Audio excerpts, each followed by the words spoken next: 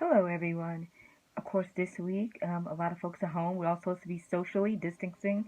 And with a lot of kids out of school, I know parents and even some aunties or uncles are looking for activities for the kids to do.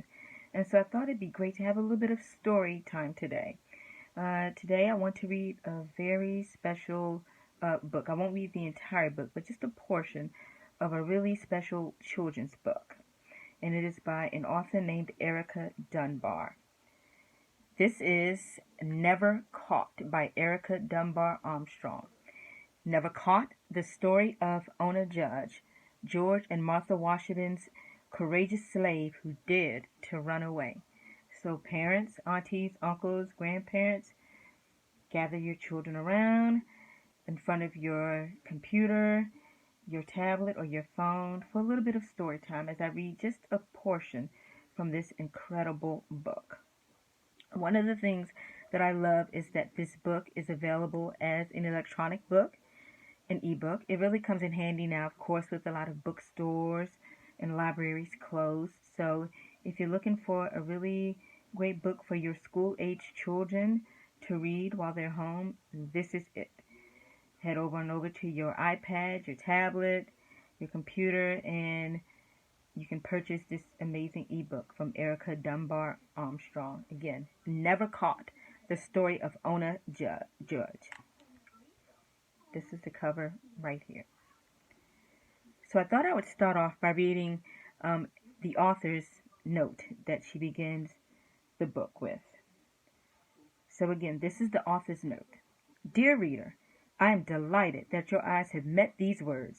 You are about to encounter a story of bravery and heroism that will make you think differently about everything you have learned regarding American history. This is a book about a young woman who, in the face of great difficulty, did what no one imagined possible. You are about to meet Ona Judge, a young enslaved woman who was the human property of two of the most well-known people in the history of the United States. Ona was enslaved by George and Martha Washington. I use the word enslaved a lot throughout this book. It is a word that reminds us that millions of people were brought to America against their will from Africa and later the Caribbean. These people were enslaved. That is, they were forced to become slaves. It is an act that was placed upon them by others. When you look up the word slave in the dictionary, it says the following: a person who is the legal property of another and is forced to obey them. To be a slave in the United States usually meant that you would spend your entire life in bondage. Enslaved men and women were not allowed to legally marry, but they did fall in love and pick their own husbands and wives. It was illegal to teach Southern slaves how to read or write, and for hundreds of years, millions of black people were sold away from their families, beaten, whipped, and sometimes killed. There's no way to ease into the topic of American slavery. Slavery was brutal. Slavery was immoral.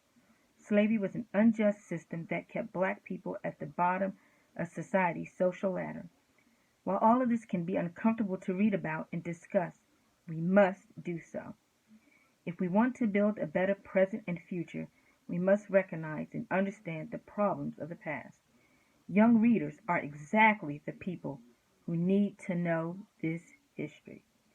This book is for readers who are in elementary and middle school, and it will prepare them for history in high school and beyond. I also wrote this book for teachers.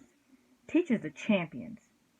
It is my wish that more historians will write for young readers so that teachers can have a variety of books for their classrooms. Ona's story tells us what it was like to be enslaved when this nation was first founded. Her life begins as a slave on the Washington's Mount Vernon estate in Virginia and ends with her living as a free woman in New Hampshire. Ona lived a long life and experienced many tragedies, but she also found love and joy in the midst of great despair. Ona was a survivor. It gives me great pride to introduce Ona Maria Judge to a world of young readers. I hope that everyone who reads these pages will find strength in Ona's courage. And again, that's the author, Erica Armstrong Dunbar.